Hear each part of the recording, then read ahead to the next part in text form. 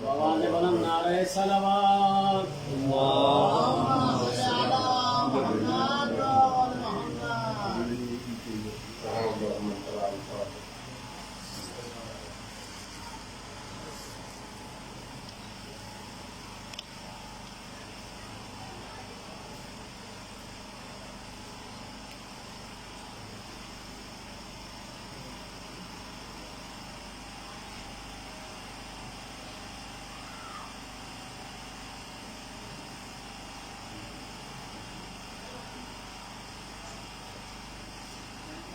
لا حول ولا قوة إلا بالله العلي العظيم.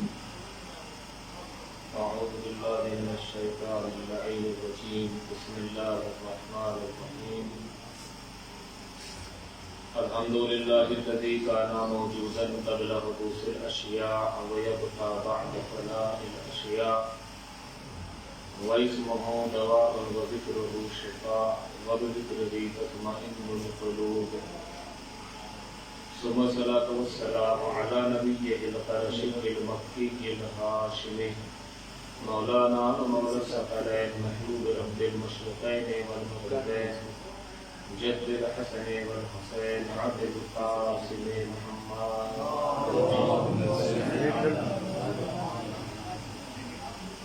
وعلى آله الطيبين الطاهرين المعصومين المنتخبين المنتجبين المهد الحسين وغياث المستقيم وملجأ الحاربين وعصمة المقتسمين ولعنة الدائمة على أعدائهم أجمعين من يوم ظلمهم إلى يوم الدين. أما بعد، فقد قال الله تعالى في كتابه الكريم وهو أصدق القائلين وقوله الحق. بسم الله الرحمن الرحيم. وكل شيء أحصيناه في إمام مبين. صلوات الله.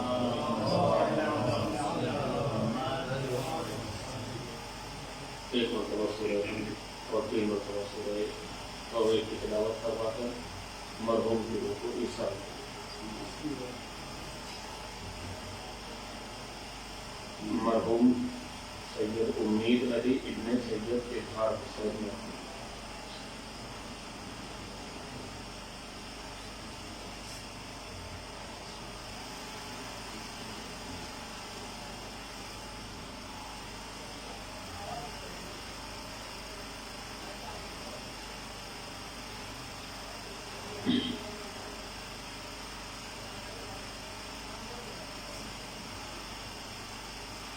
خیران گرامی، بزرگان عزیز، علماء، متبرک احترام حاصل،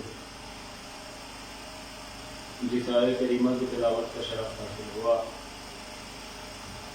پروردگار عالم اس آیت میں امام مبین کے علم کی طرف اشارہ کر رہا ہے کہ ہم نے امام مبین میں ہر چیز کا علم سمیٹ لیا ہے، ہم نے ہر چیز کا علم انہیں عطا کر دیا. یعنی دنیا والے کتنا بھی ترقی کر لیں، کتنا بھی علم حاصل کر لیں، لیکن ان کا درجہ ان سے کم رہے گا. جو درجہ ان کا ہے اس تک نہیں پہنچ سکتے کہ جو درجہ اور جو علم کی حدیں ہم نے ان کے لیے معین کی. ہم نے ہر چیز کا علم انہیں عطا کیا ہے اور ہر چیز پر اختیار عطا کیا ہے. عزیزان گرامی، جو آیت کا لفظ ہے کل شیء، یعنی ہم نے ہر چیز کا علم سمیٹ دیا ہے. اب چاہے وہ جس موضوع سے متعلق سوال ہو، کوئی بھی علم ہو، ہر چیز کا علم آپ کو یہاں پر مل جائے گا اور ہر سوال کا جواب یہاں مل جائے گا. بس شرط یہ ہے کہ جو اپنے ساتھ آؤ اور ان کے در پہ سوال کرو، پوچھو، یہ تمہیں جواب دے گے. ابھی تو یہ امام مبین کی طرف اشارہ کیا، وَكُلَّ شَيْءٍ أَحْصَيْنَاهُ فِي إِمَامٍ مُبِينٍ. ہم نے انہیں علم عطا کیا ہے. اس کے بعد جب خود اس کتاب کے بارے میں ارشاد فرمایا کہ جو قلب پیغمبر پر نازل ہوئی تو کیا کہا؟ وَنَزَّلْنَا عَلَيْكَ الْكِتَابَ تِبْيَانًا لِكُلِّ شَيْءٍ، کہ ہم نے اس کتاب کو نازل کیا اپنے حبیب کے قلب پر. اے میرے حبیب، تم پر اس قرآن کو، اس کتاب کو نازل کیا तिबियानन लिकुल्ल शै, कि इस किताब में हर चीज का बयान मौजूद है, हर चीज को वाज़ेह तौर पर तुम्हारे लिए जिक्र किया गया है। तो यहाँ पर भी लिकुल्ल शै, यानी एक किताब की बात आई और किताब का तारुफ अल्लाह ने कराया, तो क्या कहा कि तिबियानन लिकुल्ल शै, कि हर चीज का बयान इस किताब में मौजूद है। इसी तरीके से जब इमाम मुबीन का तारुफ कराया तो क्या कहा कि अहसैनाहु व कुल्ल शैइन अहसैनाहु, कि हमने हर चीज का इल्म समेट दिया है, समो दिया है, अता कर दिया है, किसको? इमाम मुबीन को। अब अजीजों, आपके जहन में मुफस्सिरीन के कलाम मौजूद है, तफासिर मौजूद है। जब बात आई इसकी कि तिबियानन लिकुल्ल शै, कि हमने इस किताब में, ये किताब हर चीज के लिए बयान है, हर चीज का इल्म इस किताब में मौजूद है, तो अल्लामा जलालुद्दीन सियूती अपनी तफसीर में लिखते हैं कि तिबियानन लिकुल्ल शै की हद क्या है, ये लिकुल्ल शै से मुराद क्या है। वो बयान करते हैं कि लिकुल्ल शै से मुराद है इल्मुल अव्वलीन वल आखरीन, यानी माकान वमा यकून, जो हो चुका है उसका भी इल्म इसमें है, और जो आइंदा होगा वो भी इस किताब के अंदर मौजूद है। यानी इस किताब में क्या है? माकान भी है और मा यकून भी है। तो अब जाहिर सी बात है, जो इस किताब का मुअल्लिम बनकर आएगा, जो इस किताब को पढ़ाएगा, युअल्लिमुहुमुल किताब वल हिकमा, जो इस किताब की तालीम देगा, उसके इल्म का दायरा भी कुल्ल शैइन होना चाहिए। तो अजीजों, कुरान के आप तनासुब को देखें कि तिबियानन लिकुल्ल शै व कुल्ल शैइन अहसैनाहु, कि हमने हर चीज का इल्म इसमें इमाम मुबीन में समेट दिया है, और ये किताब हर चीज के लिए बयान है।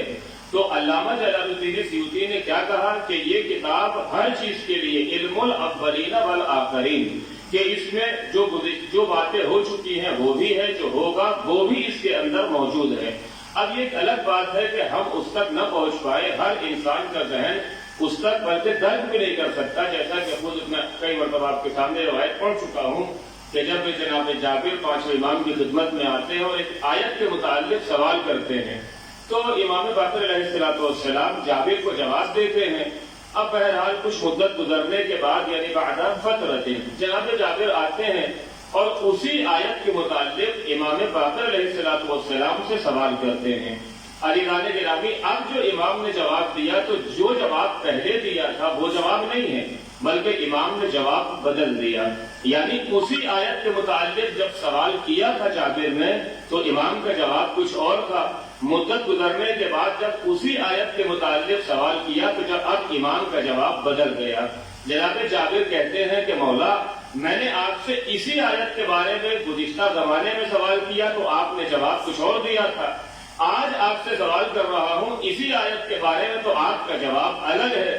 तो अलीजान गिरामी, उस वक्त इमाम पंजुम ने जाबिर से खिताब करके कहा था कि या जाबिर, इन्ना लिल कुरान बतनन वलिल बतने बतनुन, कि कुरान का एक बातिन है, फिर बातिन का भी बातिन है, वलहु ज़हरुन वलिल ज़हरे ज़हरुन, और कुरान का एक जाहिर है और जाहिर का भी जाहिर है।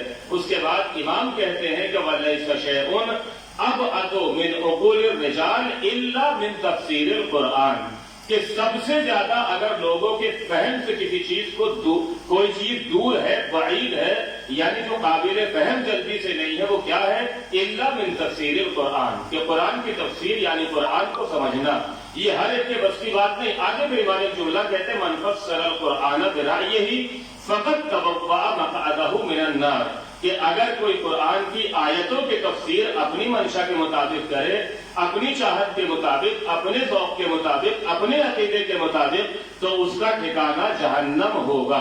तो अज़ीज़ान गिरामी, क्यों का इस कुरान को वमा यअलमु तावीलहु इल्लल्लाह वर्रासिखून फिल इल्म, इसकी तावील वो बताएगा कि जो या अल्लाह बताएगा, या वो कि जिसको अल्लाह ने इल्म अता किया है, जो इल्म लदुन्नी के मालिक है।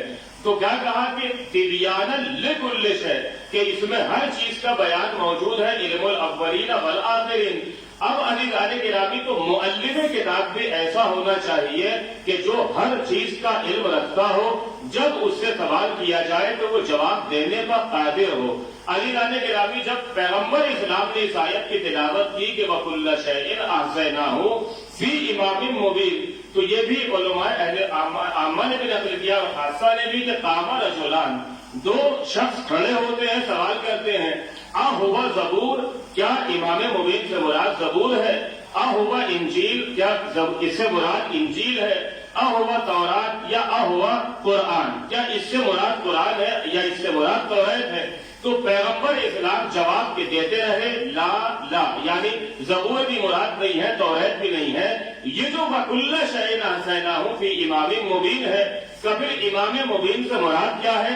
فَأَقْبَلَ أَمِيرُ الْمُؤْمِنِينَ عَلِيُّ بْنُ أَبِي طَالِبَ علیہ الصلاۃ والسلام، اب بزم رسالت میں مولا کائنات وارد ہوئے، علی لانے گرامی اب تک جو پیغمبر اسلام ان کے جواب میں لا لا کہہ رہے تھے، اشارہ کر کے کہتے ہیں ھذا ھو الذی احصى اللہ فیہ علم کل شیء، کہ یہی وہ شخص ہے کہ جس میں اللہ نے ہر چیز کا علم سمیٹ دیا ہے، جو بھی تمہارے ذہن میں سوال آئے اس سے پوچھ لینا، یہ بتائے گا کہ کون سی آیت کس کی مدح میں نازل ہوئی ہے، کس کی مذمت میں نازل ہوئی ہے، کب نازل ہوئی، کہاں نازل ہوئی، شان نزول کیا ہے۔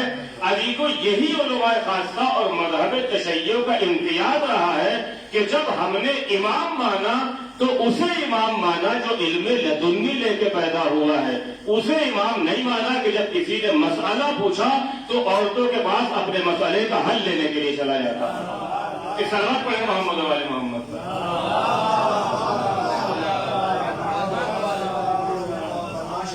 تو ہم نے اسے امام مانا ہے کہ جو کل شیء، امام مبین، یعنی ہر چیز کا علم اسے اللہ نے عطا کیا ہے، ہم نے اسے اپنا امام تسلیم نہیں کیا کہ جب اس سے مسئلہ پوچھا تو وہ عورتوں کے سامنے زانوئے ادب طے کرتا نظر آیا اور ایک عجیب کہانیاں۔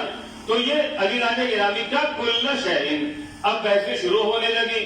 بہرحال ابھی امام نحوم علیہ السلام کی ولادت بھی قریب ہے، تھوڑا ذکر کرنا چاہتا ہوں۔ علی کو کیا کہا کہ یہ کل شیء احصیناہ فی امام مبین، کہ ہم نے انہیں ہر چیز کا علم عطا کیا ہے، ہم نے انہیں ہر چیز کا علم عطا کیا ہے۔ علی لانے گرامی سوال کیا ہوتا ہے کہ جب یہ انہیں ہر چیز کا علم ہے تو جو طریقہ ہے انہوں نے پڑھا کب ہے، انہوں نے پڑھا کہاں ہے؟ یعنی طرح طرح کی باتیں، اگرچہ آپ دیکھیں تو یہ سلسلہ نور نے انسانوں کے درمیان فاصلے کو ختم کر دیا ہے۔ آج آپ نجف اشرف میں بیٹھے ہیں لیکن نہ جانے کہاں کہاں کی چیزوں کو آپ دیکھ رہے ہیں جو آپ سے ہزاروں کلومیٹر کی دوری پر ہے، یا ہزاروں کلومیٹر کی دوری پہ بیٹھا ہوا انسان آپ کو دیکھ رہا ہے، آپ کا مشاہدہ کر رہا ہے۔ کیوں نگانے گرامی کہ یہ سلسلہ نور نے دوریوں کو ختم کر دیا، درمیان سے فاصلوں کو ختم کر دیا۔ عزیزان گرامی اس پہ قبضہ کس کا ہے؟ کہ علم کا قبضہ ہے۔ جیسے جیسے علم بڑھتا چلا گیا فاصلے ختم ہوتے چلے گئے، دوریاں ختم ہوتی چلی گئی۔ تو جب ایک عام انسان ترقی کر کے اس حد تک پہنچ جاتا ہے کہ اپنے سے ہزاروں کلومیٹر دور بیٹھے ہوئے انسان کا مشاہدہ کرتا ہے، تو عزیزان گرامی تعجب کیا ہے کہ اللہ کچھ ایسے بندوں کو پیدا کرے جو زمین پر بیٹھے رہے، عرش اعظم کا مطالعہ کرتے رہے۔ کہ اس میں تعجب نہیں ہے، اللہ کچھ ایسے بندوں کو پیدا کر سکتا ہے جو زمین پر بیٹھے رہے، عرش اعظم کا مطالعہ کرتے رہے۔ کہ نہیں، انہوں نے پڑھا کیسے، کس کے یہاں زانوئے ادب طے کیا۔ عزیزان گرامی تو علم حاصل کرنے کا طریقہ ایک تو وہ ہے جو ہمارے پاس ہے، ہمارے یہاں طریقہ کیا ہے، یعنی غیر معصوم افراد کے لیے عموماً ایک طریقہ رائج ہے کہ ہم جب ایک مرحلہ رشد کو پہنچتے ہیں، مدرسے میں جاتے ہیں، کسی استاد کے پاس جاتے ہیں، زانوئے ادب طے کرتے ہیں اور دھیرے دھیرے مراحل کو طے کرتے ہیں۔ یعنی جیسے اگر آپ عہدے کا نظام آپ کے سامنے مقدمات، سطوح، پھر سطوح اولیاء، پھر بحث خارج، پھر جا کے انسان ایک منزل کو پہنچتا ہے۔ بہرحال اب چاہے کسی کی نظر میں علامہ یا آیت اللہ نہ بنے لیکن اپنی نظر میں تو بن ہی جاتے ہیں۔ بہرحال یہ تو انسان کا خاصہ صلوات محمد والے محمد پر۔ مولا کائنات کی حدیث بڑی مشہور ہے کہ علم ثلاثت مراحل، کہ علم کے 3 مرحلے ہیں۔ من دخل فی الاولی تکبر ومن دخل فی الثانیہ تواضع، کہ جو پہلے مرحلے میں داخل ہوتا ہے وہ بس اکڑنے لگتا ہے، آپ وہ سمجھتا ہے کہ بس جو کچھ ہوں میں ہی ہوں، اور جو دوسرے مرحلے میں جاتا ہے تو اس کے اندر انکساری آ جاتی ہے۔ ومن دخل فی الثالثہ علم انہ لا یعلم، تو جو انسان تیسرے مرحلے میں جاتا ہے اب اسے یقین ہو جاتا ہے کہ میں تو شاید سب سے بڑا جاہل کائنات میں ہی ہوں۔ کیوں عزیزان گرامی؟ چونکہ وہ تیسرے مرحلے میں جانے کے بعد اب سمندر میں کھڑا ہے، دیکھ رہا ہے کہ میرے پاس تو ایک قطرہ ہے جسے میں سمندر سمجھ رہا تھا. تو علی گرامی کیا اب ایک الگ بحث ہے کہ آئے اور آنے کے بعد فوراً اکڑنے لگے ہم علامہ مائد اللہ. اگر اور جہاں تھوڑا اس سے اگر کم علم والے ہو تو وہاں تھوڑا سا اپنے سینہ چوڑا کر کے دکھایا بھی جاتا ہے کہ ہم کچھ ہیں، لیکن اگر وہیں پہ کوئی اس سے اعلیٰ آ جائے تو علی گرامی ہوا نکل جاتی ہے، فوراً ساری بھوک نکل جاتی ہے. کیا قصہ آپ سنا ہے اپنے ایک یہودی مولائے کائنات کی، انسان کی فطرت ہے بہرحال، آپ سب اس کا مشاہدہ کرتے ہیں، تجربات ہے. علی گرامی یہودی جب مولائے کائنات کے ساتھ جا رہا ہے، سفر کر رہا ہے، مولائے کائنات کی شخصیت سے تو واقف ہے لیکن بہرحال چہرے سے مولائے کائنات تو نہیں جانتا ہے. اب وہ جب مولائے کائنات کے ساتھ پڑھا، دیکھیں گے تھوڑا سا علم آتا ہے، انسان کی عقل دیکھیے گا، اگر سامنے والے کو نہ پہچانے، جب تک وہ پہاڑ کے نیچے نہیں آتا وہ سمجھتا ہے کہ میں سب سے بڑا میں ہی ہوں، لیکن جہاں پہاڑ کو دیکھا تھوڑا سا سینٹر میں رہتے ہیں. جناب کیا کہا علی گرامی، اب جیسے یہودی آیا چل رہا ہے، اب سفر کرتے کرتے منزل وہ آتی ہے کہ راستے میں دریا پڑی. علی گرامی اب سمندر کو پار کر کے اس پار جانا ہے. اب یہودی چونکہ بہرحال تھوڑا سا کچھ پڑھ لیا ہے، تھوڑا سا کچھ معرفت ہو گئی ہے، اب یہودی نے پانی پر قدم رکھی اور چلنے لگا. علی گرامی پانی پہ قدم رکھتے اس پار سے اس پار چلا گیا. اب مڑ کے دیکھتا ہے کہ جو شخص میرے ساتھ ہے یعنی مولائے کائنات وہ تو آئے ہی نہیں. علی گرامی اب خطاب کر کے مولائے کائنات سے کہتا ہے، اسے کہتے ہیں اکڑ. کیا کہتا ہے؟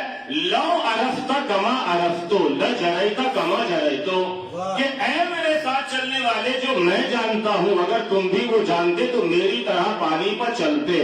علی گرامی جب مولائے کائنات نے اس کی یہ کیفیت دیکھی، فَأَوْمَعَ إِلَى الْمَاءِ فَحَوَّلَ الْمَاءَ حَجَرًا. علی گرامی مولائے کائنات نے جیسے اس یہودی نے مولا سے کہا لو عرفت کما عرفتو لجریت کما جریتو، اب مولا نے علی گرامی وہ انگلی جو کبھی سورج کو پلٹانے کے لیے اشارہ کیا تھا اب اس سمندر کی طرف اشارہ کیا. اسی اشارے کی برکت سے سارے سمندر کا پانی پتھر میں تبدیل ہو گیا.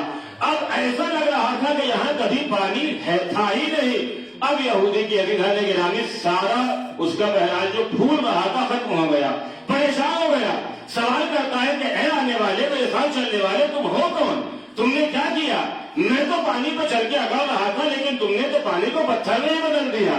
علی گرامی شاید ہم جیسا ہوتا تو فوراً اب علم کی الٹی کرنے لگتا، لیکن مولائے کائنات نے علی گرامی بتایا نہیں کہ یہ بتاؤ کہ تم جو پانی پر چلے ہو اس کی وجہ کیا ہے، تمہارے پاس کون سی خصوصیت تھی. اب یہودی کہتا ہے میں کچھ جانتا تو نہیں ہوں، نہ مجھے اس شخص کی معرفت نہ اس کے نام کی معرفت، لیکن میں نے اپنے نبی موسیٰ کی توریت کتاب میں اتنا پڑھا ہے کہ آخری نبی کا ایک وصی ہوگا اور اس کا نام یہ ہوگا. میں نے اپنے پروردگار کی طرف ہاتھوں کو پھیلایا، پھیلانے کے بعد کہا اے موسیٰ کے پروردگار تجھے آخری نبی کے وصی کے نام کا واسطہ مجھے پانی پر چلنے کی طاقت دے. بس جیسے ہی میں نے کہا مجھے پانی پر چلنے کی طاقت مل گئی. اب علی گرامی مولائے کائنات نے کہا کہ جس کی برکت سے تو پانی پر چلا وہ اس کا نام تھا اور جس کی وجہ سے یہ پانی پتھر میں بدلا یہ اسی کا اشارہ تھا. سلام پڑھیں محمد و آل محمد.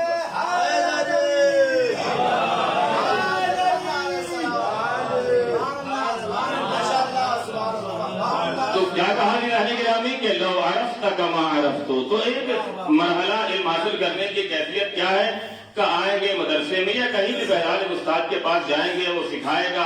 20-25 سال پڑھنے کے بعد نہ جانے کتنے اساتذہ کے سامنے تعلیم ادب طے کرنا پڑتا ہے، تب جا کے انسان ایک منزل پہ پہنچتا ہے اگر بہرحال پڑھے اور اپنے سلسلے کو قائم رکھے. اس کے بعد یہ علی گرامی تب جا کر کہیں انسان یہ سارے القابات یہ ساری اسے خصوصیات ملتی ہیں. ایک طریقہ تو یہ ہے. اب لوگوں نے یہ سمجھا، یہ سوال ہونے لگے فوراً کہ یہ بتائیے کہ انہوں نے پڑھا کہاں؟ یہ جب انہیں علم عطا کر دیا گیا یہ آیت اللہ الکبریٰ ہے، یہ آیت اللہ العظمیٰ ہے، یہ کل شیء احصیناہ فی امام مبین، یہ ہے، انہیں پڑھا کہاں؟ علی گرامی کر یہ طریقہ ہمارے لیے ہے، غیر معصوم افراد کے لیے ہے. لیکن وہاں پہ تدریجن یواش یواش کی کیفیت نہیں ہے کہ دھیرے دھیرے یا نہیں، وہاں پہ کیا ہے دفعتن وَعَلَّمَ آدَمَ الْأَسْمَاءَ كُلَّهَا کہ اللہ نے آدم کو تمام اسماء کا علم عطا کر دیا۔ اب وہاں پہ یہ نہیں کہ پہلے الف ب پڑھیں گے اس کے بعد پھر سلسلہ آگے پڑھے گا، پھر مقدمات، پھر سطور کا نہیں، ادھر دیا اور ادھر انہوں نے علم کو لے لیا۔ علی رہنے کی رانی کیفیت کیا ہے کہ ماں کانا، ایک جو قرآن میں ارشاد ہوا ہے کہ اللہ کلام نہیں کرتا ہے، ماں کانا اصلاح پہ محمد وآل محمد،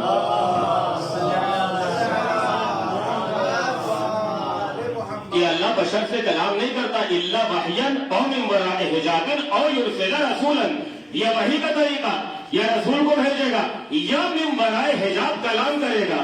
علی دانے کے راوی وحی کیا ہے کہ الواو والہا والمعتل، یعنی اس میں 3 حرف ہے۔ اس کے بعد کیا کہا یدل علی القاء علم باخفاء، یعنی مخفی طریقے سے علم عطا کر دینا، کہ ادھر سے علم ملا اور انہوں نے لے لیا۔ اب وہ ساری کیفیتیں نہیں ہیں کہ کلاس لگے کہ حضور غیاب ہوگا، یہ آج آئے تھے یہ نہیں آئے تھے، کچھ نہیں، ادھر علم عطا کیا گیا اور ادھر انہوں نے علم کو لے لیا۔ علی رانے کی راوی کہاں تدریجن، ساری یواش یواش کی کیفیتیں نہیں ہیں، ماں تو فوراً دفعتاً علم ادھر سے آیا اور ادھر سے علم مل گیا، ادھر انہوں نے اخذ کر لیا۔ علی رانے کی راوی آپ نے ائمہ کے معجزات میں پڑھا بھی ہوگا اور بہرحال پڑھتے رہتے ممبر سے بھی، اور زیر مطالعہ ہے کہ جب ایک شخص آتا ہے اصفہان کا امام کاظم علیہ السلام کے پاس اور وہ ٹوٹی پھوٹی عربی زبان میں بات کرتا ہے، عزیزوں تو امام اس سے فارسی زبان بولنے لگے تو فوراً کہتا ہے کہ آپ میری زبان جانتے ہیں؟ تو امام کاظم نے کیا کہا اگر میں تیری زبان نہ جانتا ہوتا تو کس فضیلت کی بنا پہ میں تیرا امام بن جاتا۔ کا امام وہ ہوتا ہے کہ جو ہر چیز کی، ہر جس کے اندر بولنے کی طاقت ہے وہ سب کی زبانوں کو جانتا ہے، کہ یہ خاصہ ہر ایک کا نہیں ہے۔ آپ نے معجزاتی کیفیت سنی ہے نرانے گرامی، کہ جب امام کی بارگاہ میں ایک شخص آتا ہے اجنبی ہے، وہ امام اس سے زبان میں کلام کرتے ہیں، صحابی نے سوال کر لیا مولا کون سی زبان میں بات کر رہے تھے؟ کہا میں ہندی زبان میں بات کر رہا تھا۔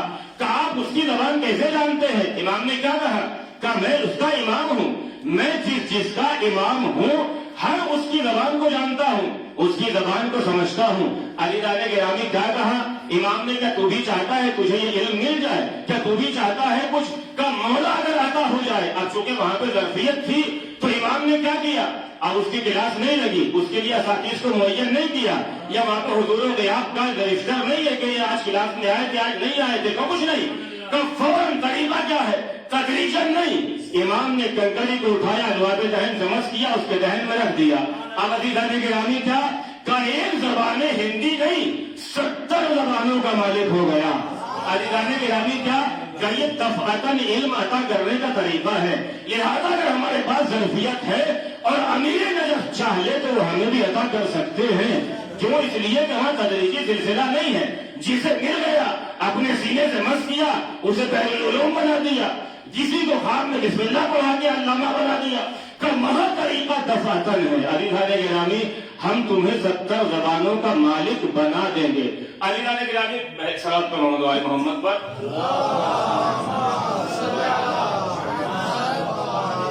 چونکہ وقت ہے میرے پاس اور موت کی مجلس بھی یاد رکھے بات جناب سلیمان سے مربوط ہے، کیا کہا کہ ہم ہر چیز کی زبان جانتے ہیں اور ہمیں علم دفعتاً ملتا ہے۔ یہاں یہ سلسلہ نہیں کلاس لگے کہ یہ سارے کام ہوں گے، سب کو ہمارے لیے ہے کہ یہاں دفعتاً علم عطا ہوگا۔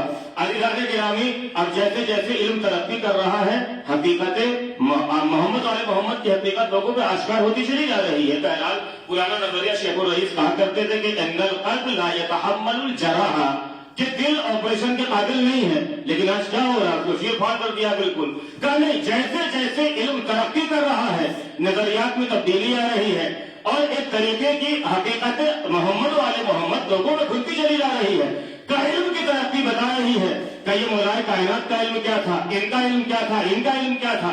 علی رانے گرامی جناب سلیمان کے پاس ایک شخص آتا ہے، ظرفیت کتنی اہم ہے، آنے کے بعد کہتا ہے کہ آپ اللہ کے نبی ہیں، اللہ نے آپ کو اتنی بڑی حکومت طاقت عطا کی ہے، ہواؤں پہ سفر، ہواؤں کے دوش پہ آپ جہاں چاہیں ادھر سے ادھر، کہ آپ مجھے جانوروں کی زبان سمجھنے کا سلیقہ عطا کر دیجئے۔ عزیزان گرامی میں بہت سی چیزوں سے اللہ نے ہم کو روکا ہے تو اس میں ہمارا فائدہ ہے. الانسانوں حریص علی ما منع، جس چیز سے منع کیا گیا اس کی طرف راغب ہوتا، اس کو چاہتا ہے. تو لیکن کیا کہا کہ جس چیز سے اللہ نے ہمارے اوپر بعض چیزوں کو مخفی رکھا ہے تو اس میں ہمارا فائدہ ہے، ہماری مصلحت ہے. وہ کیا کہتا ہے کہ مجھے جانوروں کی زبان سمجھنے کا طریقہ عطا کر دیجئے. جناب سلیمان نے سمجھایا دیکھو ہوش کے ناخن لو، زیادہ اڑو نہیں. اللہ نے اگر تم کو یہ زبان سمجھنے کا سلیقہ نہیں دیا ہے تو اس میں تمہارا فائدہ ہے. کہا نہیں مجھے آپ سلیقہ دیجیے، آپ اللہ کے نبی ہیں. بہرحال وہ سلسلہ ساری باتیں حکم الہی ہوا. جناب سلیمان نے اس کو جانوروں کی زبان سیکھنے کا سلیقہ عطا کر دیا، یعنی سمجھنے کا سلیقہ عطا کر دیا.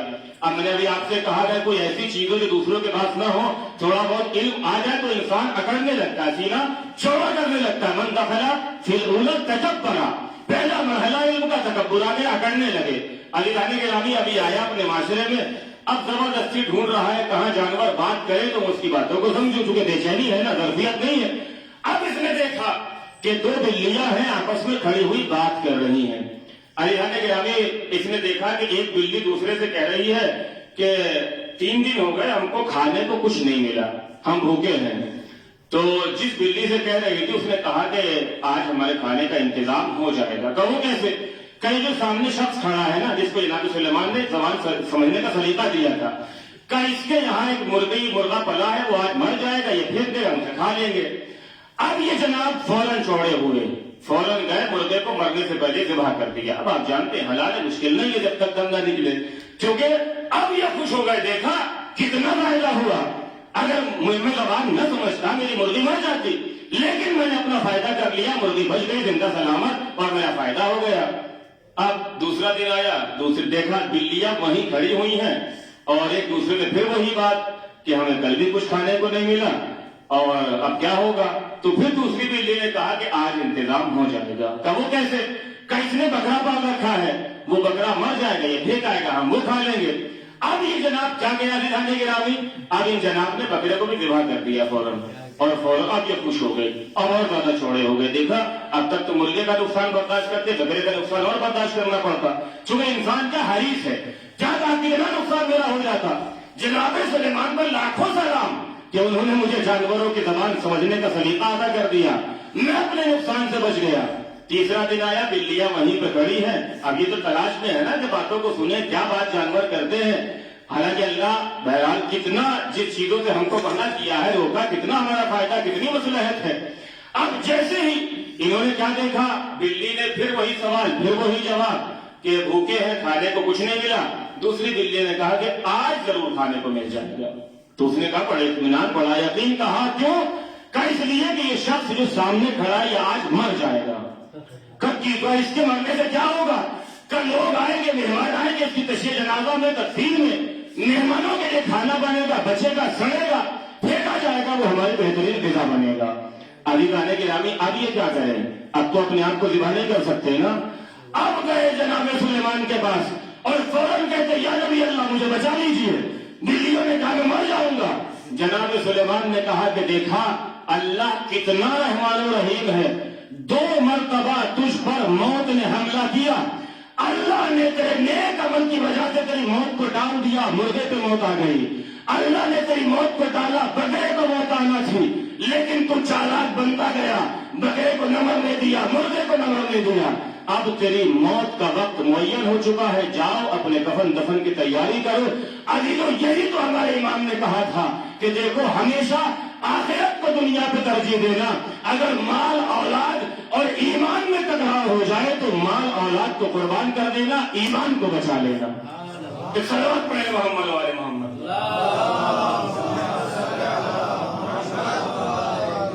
تو اگر اللہ نے بہت سی چیزوں کو ہمیں علم حاصل کرنے سے منع کیا ہے یا سلیقہ نہیں دیا ہے تو اس میں ہمارا فائدہ ہے. تو کیا کہا کہ یہ سب کی زبانیں جانتے ہیں، انہیں ہر چیز کا علم عطا کیا ہے، جو سوال ہو ان سے پوچھ لو. عزیزان گرامی یہی وجہ ہے کہ لوگوں نے چاہا ہمیشہ یہ اعتراض کہ یہ کہاں پڑھے، یہ کیسے پڑھے، حتیٰ کہ پیغمبر اسلام پر یہ امی ہے. اچھا ایک بات سمجھ میں نہیں آتی، یہ سوال پیغمبر اسلام کے لیے ہی کیوں ہوتا ہے یا ائمہ کے لیے ہی؟ ان سے پہلے اتنے نبی گزرے، ان کے بارے میں سوال تو نہیں کیا جاتا نا کہ یہ کہاں پڑھے. بھائی جناب یوسف ہے جوانی میں بحر کنویں میں ڈالے گئے، قید خانے میں رہے، وہاں رہے، ادھر رہے، کہ ان کے بارے میں کوئی سوال نہیں؟ اگر اعتراض ہے تو بغض علی اور اولاد علی سے، کہ نبی کے بارے میں کیوں سوال؟ چونکہ ان کی شخصیت کو اگر معاذ اللہ نیچے لے آئیں گے تو پھر ائمہ کی شخصیت کو خود کا خود مجروح کرنے کے لیے آسان طریقہ مل جائے گا۔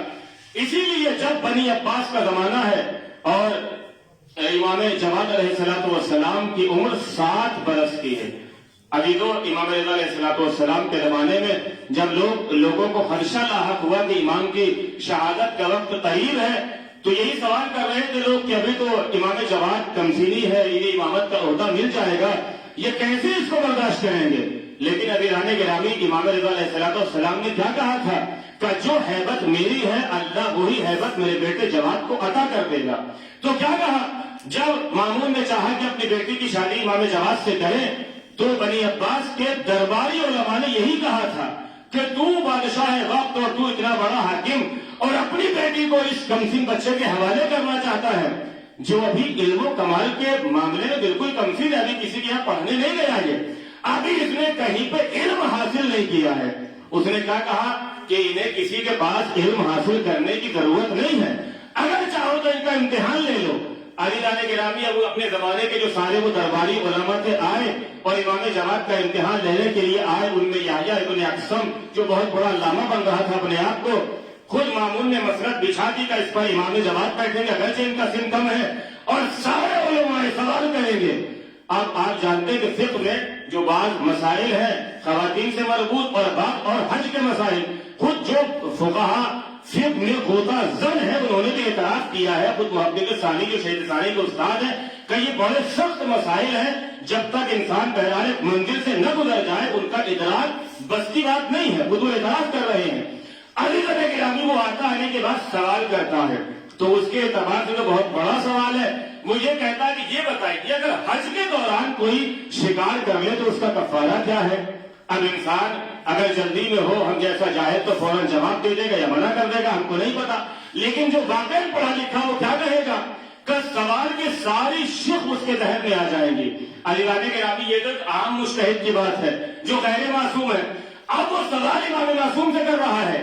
امام جواد نے جیسے ہی اس کے ذہن سے سوال سنا کہ یہ بتائیے کہ اگر کوئی حج کے دوران شکار کر لے تو اس کا کفارہ کیا ہے، تو امام جواد نے ابھی کوئی جواب نہیں دیا، اس سے فوراً سوال کیا کہ یہ بتائیے شکار کرنے والا بچہ تھا یا بڑا تھا، اور شکار اس نے حدود حرم میں کیا ہے یا حدود حرم کے باہر کیا ہے، یا اس نے جب شکار کیا تو حج کا احرام باندھے ہوئے تھا یا عمرے کا احرام باندھے ہوئے تھا، یا جب اس نے شکار کیا تو دن میں کیا ہے یا رات میں کیا ہے، یا جب اس نے شکار کیا ہے تو یہ بتائیے پرندے کا کیا ہے یا جانور کا کیا ہے، اگر جانور کا شکار کیا ہے تو حرام گوشت کا کیا ہے یا حلال گوشت کا کیا ہے، یہ بتائیے کہ شکار کرنے والا آزاد تھا یا غلام تھا۔ عزیزان گرامی یہ اتنی شکوک باعث شک امام جواد نے سوال میں پیدا کی، یحییٰ ابن اقسم پہ سکتہ طاری ہو گیا، کچھ بول نہ پایا۔ ابھی تو میں ایک جملہ کہہ کے بات کو ختم کرنا چاہتا ہوں، یحییٰ ابن اقسم یہ ہماری طرح کسی مدرسے میں کلاس نہیں ایسے نہیں پڑھتے ہیں، ان کا علم تدریجی نہیں ہے بلکہ ادھر دفعتاً علم ملتا ہے، ادھر تدریجی سلسلہ نہیں ہے۔ یہ اس کے وارث ہے جس نے منبر کوفہ سے دعویٰ کیا تھا اگر میرے لیے مسند علم بچھا دی جائے تو میں توریت والوں کو توریت سے جواب دوں گا، زبور والوں کو زبور سے جواب دوں گا، انجیل والوں کو انجیل سے جواب دوں گا، قرآن والوں کو قرآن سے جواب دوں گا۔ یہ عام افراد نہیں ہیں، یہ علم لدنی کے وارث ہیں، یہ وہ ہے علم لدنی کے مالک ہے، اللہ نے انہیں دفعتاً علم عطا کیا ہے۔ تو ابھی تو یہ مسائل حج کے کا یہ عام افراد سمجھ کر انہیں یہ کوشش نہ کرنا کہ دو چار سوالوں میں الجھا لو گے، سل تفقہن ولا تسأل تعنتن، مولا کائنات نے منع کیا ہے کبھی کسی کو الجھانے کے لیے سوال نہیں کرنا، بلکہ سوال کرنا تو سمجھنے کے لیے سوال کرنا کہ اپنے آپ کو سمجھنا مقصود ہے تمہارا۔ تو کیا کہا کہ یہ علم لدنی کے مالک ہے، ان کا علم وکل شیء احصیناہ فی امام مبین۔ فقہ کی کتابوں میں ایک مسئلہ بڑا مشہور ہے، مسئلہ رکابیہ۔ ابھی تو آپ جانتے ہیں جملہ معروف ہے، ظاہراً بعض اس کو روایت کہتے ہیں لیکن بہرحال مجھے اس کا یقین نہیں ہے۔ المیراث نصف الفقہ، کہ نصف سے فقہ میراث کے مسائل ہیں، یعنی دقت کے اعتبار سے۔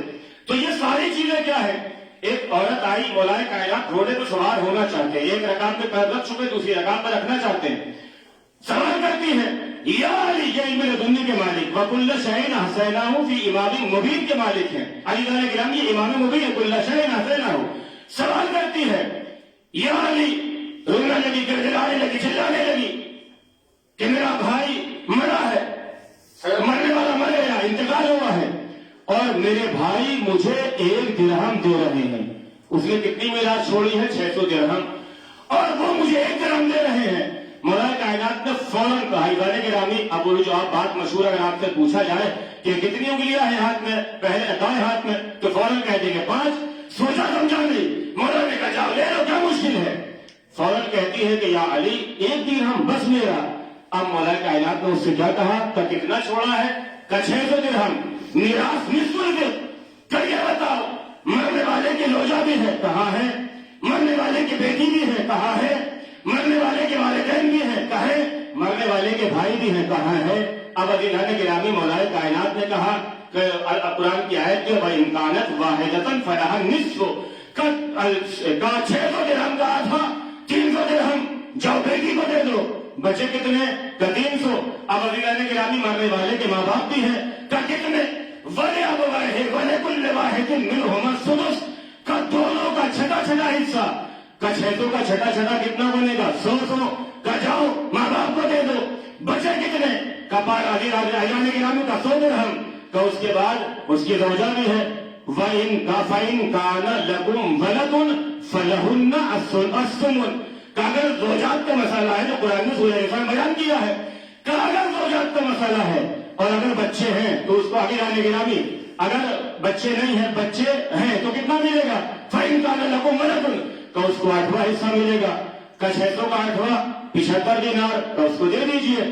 کا مرنے والے کے 12 بھائی، عزیزان گرامی، وَلِلذَّكَرِ مِثْلُ حَظِّ الْأُنثَيَيْنِ، کا مرد کو 2 برابر ملے گا مذکر کو، عورت کے، کا 12 بھائی 2 درہم اس کو دے دیجئے، کا کتنے ہوئے؟ 75 زوجات مل گئے، 24 درہم بھائیوں کو مل گئے، ایک بچا وہ 13 حصہ ہے۔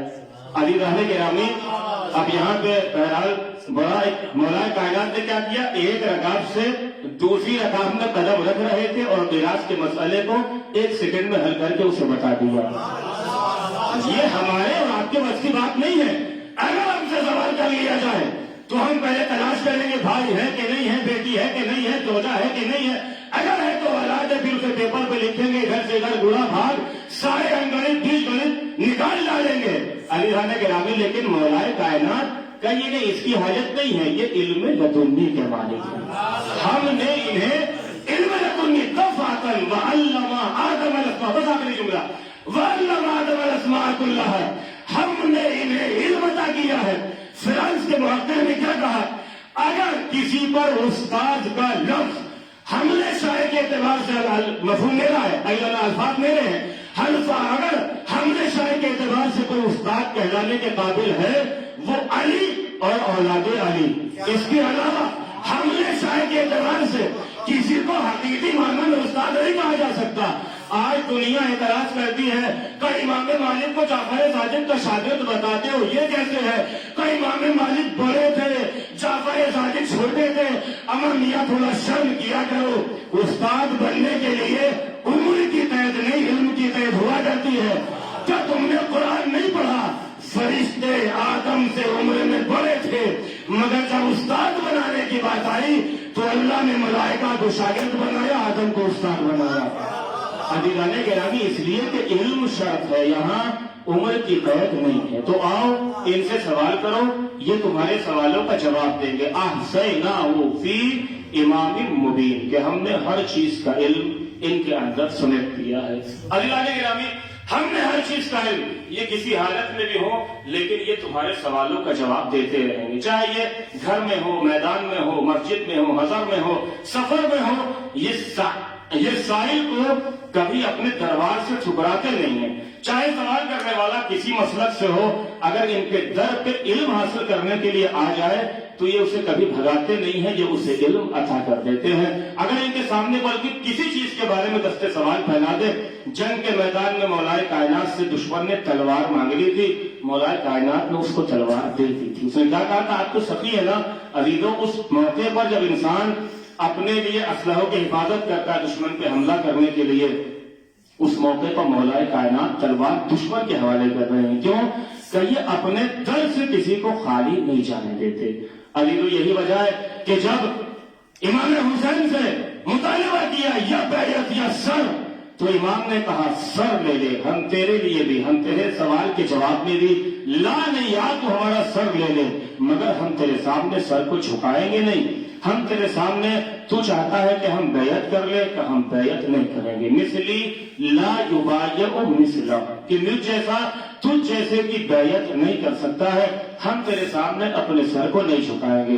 تو یہ علم لدنی کے وارث، یہ مسند علم پر بیٹھنے والے، لیکن لوگوں نے کیا کیا؟ جاری کہ ان سے علم حاصل کرتے، انہیں تلوار کے ذریعے یا زہر کے ذریعے شہید کرتے چلے گئے، اور سارے چراغ امامت کے گل کر دیے۔ انہیں اس کا خیال نہیں رہا کہ کس طریقے سے اللہ نے ان کا ہمارے لیے انتظام کیا تھا۔ عزیزو یہی تو وجہ ہے کہ جب جناب سیدہ کی شہادت ہوئی اور کہا کہ بچوں آؤ ماں کا آخری دیدار کر لو، تو امام حسین نے کیا کہا تھا کہ جب تک اماں نہیں بلائے گی میں نہیں جاؤں گا۔ بندے کفن ٹوٹے، آواز آئی آ میرے لال میری آغوش میں آ جا۔ عزادارو امام حسین ماں کے کلیجے سے لپٹ گئے، گریہ کرنے لگے۔ مولا کائنات نے آواز دی، آواز آئی یا علی بچوں کو ماں سے جدا کر لیجئے ورنہ قیامت آ جائے گی۔ عزادارو بچوں کو ماں سے جدا کیا گیا۔ یہ حسین وہ ہے کہ جسے فاطمہ نے چکیا پیس پیس کے پالا ہے۔ جب یہ حسین کربلا کے میدان میں آیا، عزیزان گرامی جب امام کربلا کے میدان میں آئے تو کیا سوال کیا تھا؟ بہن زینب نے بھیا مجھے کسی بیوی کے رونے کی آواز آ رہی ہے۔ کیا کہا تھا؟ اے بہن ہماری ماں ہے جو مدینے سے ہمارے ساتھ چلی آ رہی ہے، ہماری ماں نے ہمیں تنہا نہیں چھوڑا ہے۔ عزاداروں منظر بھی آتا ہے کہ جب 10 محرم کو امام حسین خیموں سے رخصت ہوتے ہیں اور خیموں سے رخصت ہونے کے بعد میدان میں آتے ہیں، جہاد کرتے ہیں۔ عزاداروں مولا کائنات کے مسائل میں آپ ایک جملہ شہادت کا سنتے ہیں نا کہ جب مولا کائنات کے سر پہ ضربت لگی تھی، مولا کائنات کو گھر میں لایا گیا، مولا کائنات کے سر مبارک سے خون جاری ہے۔ اچانک کیا دیکھا؟ امام حسین آگے بڑھے، اپنے بابا کے سر کو ایک پٹی سے باندھ دیا۔ مولا کائنات کو تھوڑا راحت محسوس ہوئی۔ مولا نے پوچھا میرے سر کو کس نے باندھا؟ جواب دیا حسین نے باندھا ہے۔ مولا کچھ بولے نہیں، بس گریہ کرنے لگے۔ مولا کائنات نے گریہ کیوں کیا یہ تو مجھے روایتوں میں نہیں ملا، لیکن شاید مولا کائنات کو 61 ہجری کا 10 محرم یاد آ گیا ہو۔ ارے آج میرے سر پہ ایک ضربت لگی، حسین نے میرے سر کو باندھ دیا، لیکن کل ایک نہیں 1900 ہے زخم تنے چاک چاک پر۔ زینب نکل حسین تڑپتا ہے خاک پر۔ اجرکم اللہ اجرکم الزہرا۔ یہی تو وجہ تھی جب امام حسین گھوڑے پر سوار ہوئے، عزادارو جہاد کرتے جاتے ہیں، آواز غیبی آئی۔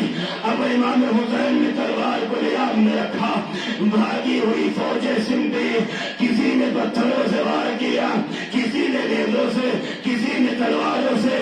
عزادارو جس کے پاس کچھ نہیں تھا وہ غریب کربلا کے اوپر کربلا کی جلتی خاک کو اٹھاتا تھا، جس میں مبارک پر پھینکتا تھا، لیکن میرا مولا سجدے کی حالت میں گیا۔ سارے دشمن کانپنے لگے، کوئی قریب نہیں آتا تھا۔ کسی نے آواز دی اگر کوئی حسین کے سر کو تن سجدہ کرے گا تو اسے ابن زیاد سے انعام ملے گا۔ ہائے فاطمہ جسے تم نے چکیا پیس کے ڈالا تھا، آج اس پہ ظلم کرنے والوں کو انعام دیا جا رہا ہے۔ شبر ملون آگے بڑھا، کیا عبدالرزاق مغرم نے لکھا فرفسا برجلہ، ارے اس ملعون نے امام حسین کو ٹھوکر سے مارا۔ اجرکم اللہ۔ عزادارو امام سجدے میں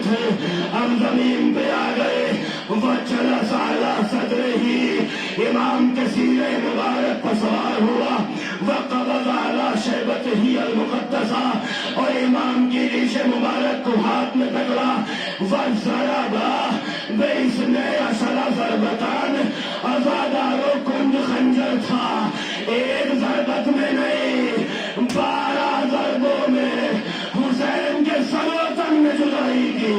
اجرکم اللہ، اجرکم اللہ زہرا۔ ارے آج آپ ایک مرحوم کے اصالِ ثواب کے لیے جمع ہو گئے، میں ان کے وارثوں سے کہوں گا، آپ دنیا، آپ کے بابا یا آپ کے بھائی یا آپ کے جو بھی لڑکے تھے دنیا سے چلے گئے، لیکن جنازے کی بے حرمتی تو نہیں ہوئی نا؟ آپ کے بچوں پہ کسی نے تماچے تو نہیں مارے نا؟ آپ کے گھر کی خواتین کو کسی نے چادر تو نہیں چھینی؟ کسی نے رونے پر پابندی تو نہیں لگائی؟ ارے ذرا کربلا میں آئیے، شہادت حسین کے بعد لاش پر گھوڑے دوڑائے گئے، ایک بیٹا موجود ہے لیکن اتنا مجبور، حد کمی بیڑیوں میں قید، اپنے باپ کو غسل نہیں دے سکتا، اپنے باپ کو کفن نہیں دے سکتا، اپنے باپ کو دفن نہیں کر سکتا۔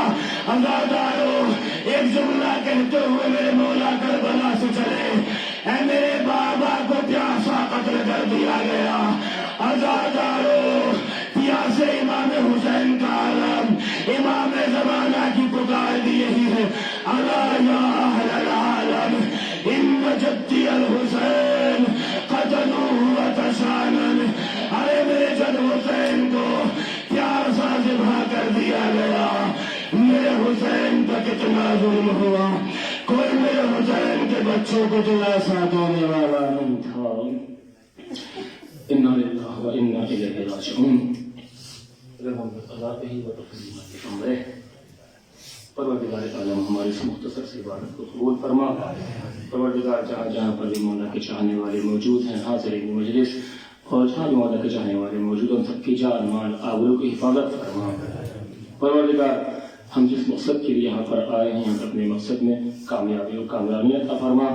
پروردگار بحق محمد و محمد، ہم جن مرحوم کے سال ثواب اس مجلس کا انعقاد کیا گیا ہے، ان کے تمام گناہان صغیرہ و کبیرہ کو معاف فرما، اور ان کو امام حسین علیہ السلام کی شفاعت نصیب فرما۔ پروردگار عالم، ہمارے بزرگوں کا سایہ حاضرین مجلس کے جو والدین جو باحیات ہیں، ان کو طول عمر عطا فرما، اور جن کے والدین اس دنیا سے رخصت ہو گئے ہیں، ان کی مغفرت فرما۔ پروردگار بحق محمد وآل محمد، مراجع کرام، علماء کرام کا سایہ ہمارے سروں پر تاج قائم رکھ، امام آخر کے ظہور میں تعجیل فرما، ہم ان کے ایوان و انصار میں شمار فرما۔ ایک مرتبہ سورہ حمد اور 3 مرتبہ سورہ اخلاص کی تلاوت فرما کر مرحوم سید امید علی ابن سید اظہار حسین کی روح کو عیسیٰ اللہ علیہ وسلم۔